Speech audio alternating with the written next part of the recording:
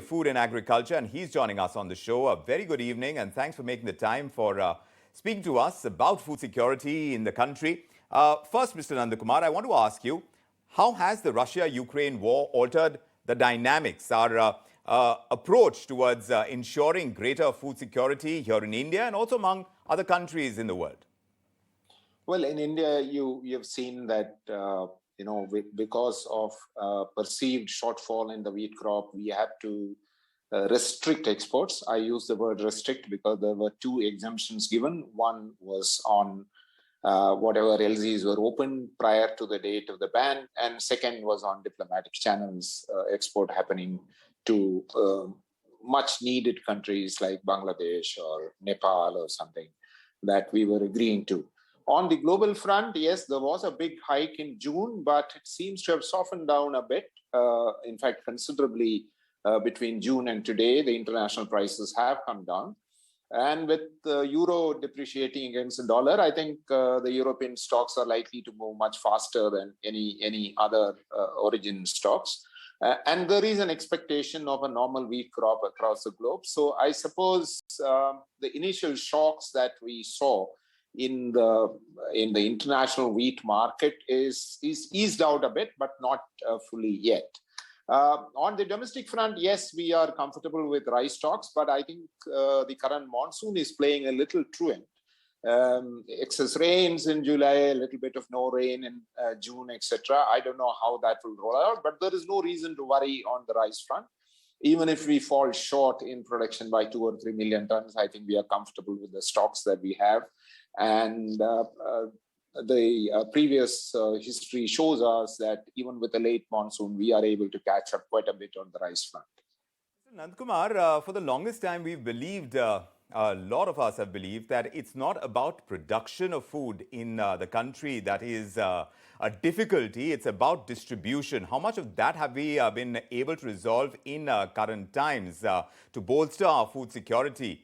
Because in recent times, you did mention wheat and allied products. We did put strictures on that. The government did. From time to time, we've put in these measures. But have we been able effectively to plug the bigger holes in our bid to increase our food security? Well, I think we are much better than what we were. I think 2006, 7, 8 were wake-up calls, and we did invest quite substantially in terms of storage capacities, in terms of picking up more grains from states which are not traditionally procuring states. But you would see that, when the wheat prices went up, those states which had come in very large quantities last year had not procured much. And these are large states. And therefore, suddenly there was pressure on the government stocks to sort of manage their stocks well, within their limits. But that's not to say that there is not enough wheat in the country. I think we need to understand that the total production minus procurement, minus exports, is still stocks available within the country with the private sector. So these stocks will come out. It will come out, if not today, tomorrow when prices see a marginal increase. So I don't think we have a concern on food security at this stage. Well, we have some pockets which are still difficult to manage, like Northeast or some parts of up north, Kashmir, etc. I think the logistics part has to go up, and we already have a big scheme on agri-infrastructure, I suppose, with sufficient private participation. That should move up. And I think we should also understand that the private trade in India is quite active. And every part of the country gets wheat and rice through the private channels in most cases. So it's about the public sector stocks being used to reach to the poor and also to sort of have an effect on sobering the prices. All right. And amidst all this, we are hearing about the UAE investing $2 billion to develop a series of integrated food parks across India.